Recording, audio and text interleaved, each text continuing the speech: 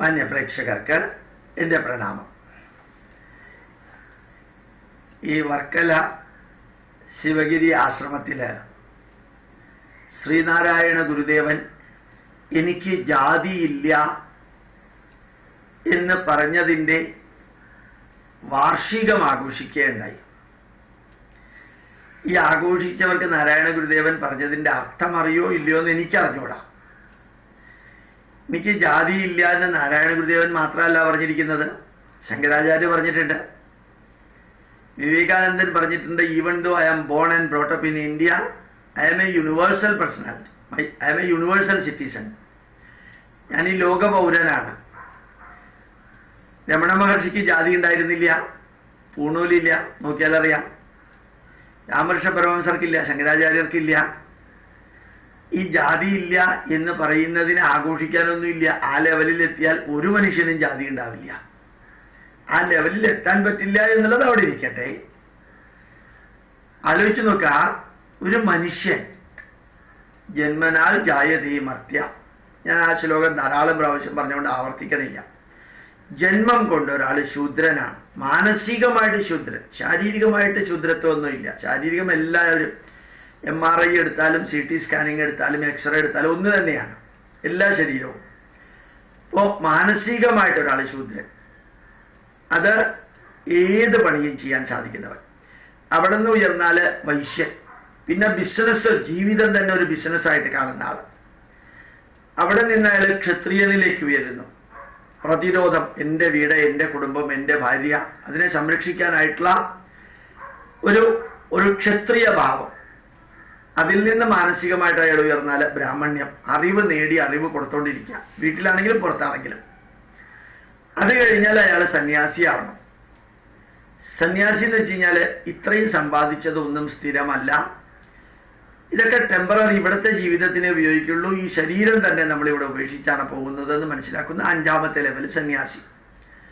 സന്യാസി കഴിഞ്ഞാൽ പിന്നെ കുറെ കൂടി ശ്രേഷ്ഠമായ ഋഷി തുല്യരാണെന്ന് പറയാറില്ലേ, അവിടെ നിന്ന് മഹർഷിയുടെ ലെവലിലേക്ക്.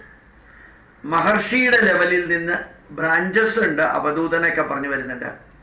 അപ്പൊ മഹർഷിയുടെ ലെവലിൽ നിന്ന് ഹംസ ഋഷിയാവും. ഹംസ ഋഷി എന്ന വാക്കിന്റെ അർത്ഥമുണ്ട് അഹം സ, ഹംസ.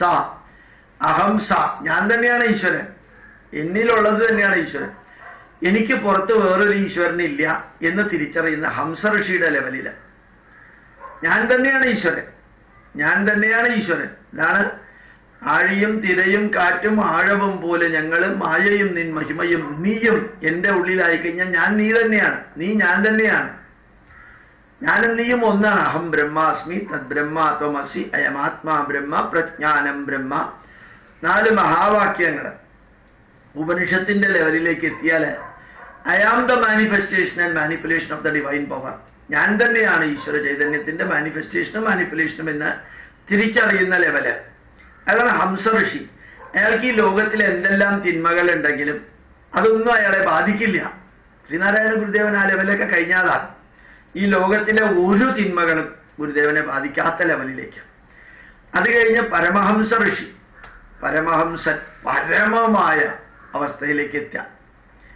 അപ്പൊ പരമമായ അവസ്ഥയിലേക്ക് എത്തിക്കഴിഞ്ഞാൽ ഹംസ ഋഷി പരമഹംസ ഋഷിയുടെ ലെവലിൽ എത്തിയാൽ പിന്നെ ഇയാൾക്ക് ജാതിയില്ല, മതോ ഇല്ല, ഈസോ ഇല്ല, വർഗോ ഇല്ല, വർണ്ണോ ഇല്ല, ഒന്നുമില്ല അയാൾക്ക്. ആ ലെവലിൽ എത്തിയവൻ പറയുന്നതാണ് നമുക്ക് ജാതിയില്ല എന്നുള്ളത്. അത് ഒരു ഋഷിയെ സംബന്ധിച്ചിടത്തോളം അതൊരു സാധാരണ കാഴ്ചപ്പാടാണ്. ഉയർന്നു കഴിഞ്ഞാൽ സാധാരണ കാഴ്ചപ്പാടാണ്.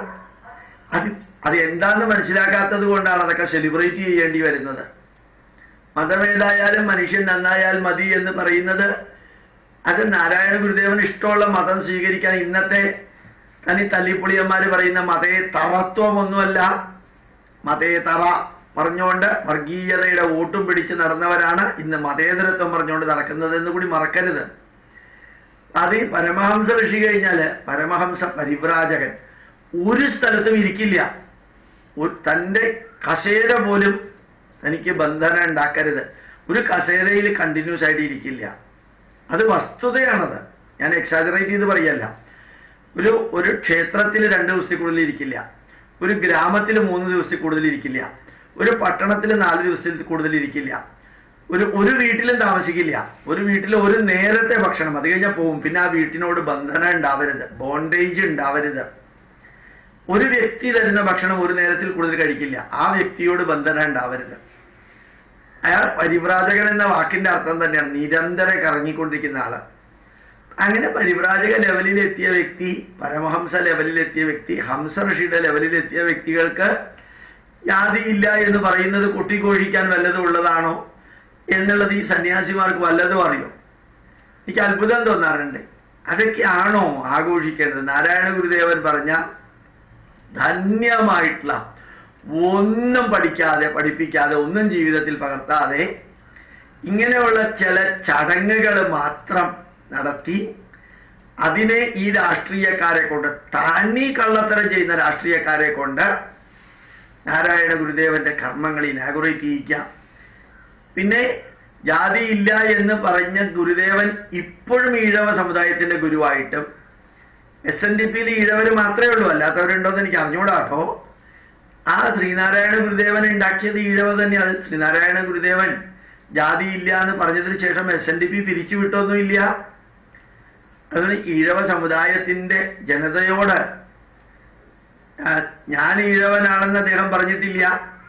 അത് തുടക്കത്തിലും പറഞ്ഞിട്ടില്ല, മധ്യത്തിലും പറഞ്ഞിട്ടില്ല, അവസാനത്തിലും പറഞ്ഞിട്ടില്ല. പക്ഷെ നാരായണ ഗുരുദേവന്റെ പിന്തുടർച്ച അവകാശികളൊക്കെ എന്താ ചെയ്യുന്നതെന്ന് കൂടി നോക്കാം. അവരാണ് ഗുരുദേവനെ ഈഴവന്റെ മതിൽക്കെട്ടിന്റെ ഉള്ളിൽ നിർത്തുക. എന്നിട്ട് പ്രഖ്യാപനമാണ് എനിക്ക് ജാതിയില്ല എന്ന്. എന്ത് വിചിത്രമായിരിക്കുന്നു! ഇവിടുത്തെ മതേതര രാഷ്ട്രീയക്കാരെ പോലെ തന്നെയാണ് ഈ നാരായണ ഗുരുദേവന്റെ ശിഷ്യ പരമ്പരകളിലൂടെ വന്നിരിക്കുന്ന സന്യാസിമാരും. എല്ലാം ഈഴവരുമായിട്ട് ബന്ധപ്പെട്ടിട്ടാണ് അവർ ചെയ്യുന്നത്. അല്ലാത്തവർ ആരാളെ? പ്രകാശാനന്ദ സ്വാമി എക്സെപ്ഷനാണ്. അല്ലാത്തവരെ കുറിച്ച് നോക്കാം. പറയുന്നതൊന്ന്, ആഘോഷിക്കുന്നതൊന്ന്, പ്രവർത്തിക്കുന്നതൊന്ന്, വെച്ചു പുലർത്തുന്ന വീക്ഷണം അതിന് നേരെ ഓപ്പോസിറ്റ്.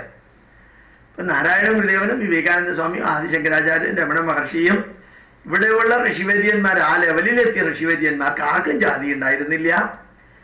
പക്ഷേ ശങ്കരാചാര്യരെ ഇപ്പോഴും തമിഴ് വിഭാഗക്കാരും നമ്പൂതിരിമാരും കൊണ്ട് നടക്കുന്നു. അതേപോലെ ബംഗാളികള് വിവേകാനന്ദനെയും രാമകൃഷ്ണ പരമഹംസരെയും കൂടുതലായിട്ട് കൊണ്ടു നടക്കുന്നു. അല്ലാത്തവരും ഉണ്ട്, ഇല്ല എന്നല്ല. ചിന്മയാനന്ദനെ നായർ വിഭാഗത്തിൽപ്പെട്ടവർ കുറച്ച് കൂടുതലായിട്ട് കൊണ്ടു നടക്കുന്നു. എല്ലാവരും നായന്മാരെന്നുള്ള അർത്ഥത്തിലല്ല ഞാൻ പറഞ്ഞത്. ചട്ടമ്പി സ്വാമികളും ജാതിയില്ല എന്നുള്ള രീതിയിൽ തന്നെ പ്രവർത്തിച്ച ആളാണ്. പക്ഷേ NSSന്റെ ഓഫീസുകളിലാണ് അദ്ദേഹത്തിന്റെ ചിത്രം കാണുന്നത്. നാരായണ ഗുരുവിന്റെ ചിത്രം മുഴുവൻ SNDPയുടെ ഓഫീസുകളിലും SNDPയുടെ അമ്പലങ്ങളിലുമാണ് കാണുന്നത്. അപ്പൊ എനിക്ക് ജാതിയില്ല എന്ന് പറഞ്ഞത് ആഘോഷിക്കുന്നവര് മനസ്സിൽ ഇപ്പോഴും വെച്ച് പുലർത്തുന്നത് എന്താണെന്ന് കൂടി ഒന്ന് ചിന്തിക്കട്ടെ. ഇവിടുത്തെ രാഷ്ട്രീയക്കാരെ പോലെ ജാതിയുടെ അടിസ്ഥാനത്തിൽ മാത്രം, മതത്തിന്റെ അടിസ്ഥാനത്തിൽ മാത്രമാണ് ഈ മെയ് 16-ാം തീയതി ഇലക്ഷന് കാൻഡിഡേറ്റിനെ നിർത്തിയത്. മതത്തിന്റെയും ജാതിയുടെയും മാത്രം അടിസ്ഥാനത്തിൽ വോട്ട് പിടിച്ചവര്, പള്ളിമേടകളിൽ കയറിയിറങ്ങിയവര്, ഇസ്ലാമിന്റെ വോട്ട് ബാങ്ക് ഉപയോഗിച്ചവര്, അവര് തന്നെയാണ് മറ്റുള്ളവരെ വർഗീയവാദികൾ എന്ന് പറഞ്ഞ് നടക്കുന്നത്. അതേപോലെയാണ് ഇവിടെയും നമുക്ക് കാണാൻ സാധിക്കാം. ഇത് ഞാനൊരു സമുദായത്തെ എതിർക്കുകയോ ഒരു സന്യാസി സമൂഹത്തിന് എതിരെ വിരൽ ചൂണ്ടുകയോ ചെയ്തതല്ല. ഇതാണ് വസ്തുത എന്ന് ആരെങ്കിലും ഒരാൾ അറിയിക്കണ്ടേ? അങ്ങനെ അറിയിച്ചു എന്ന് മാത്രം. പ്രണാമം, നമസ്കാരം.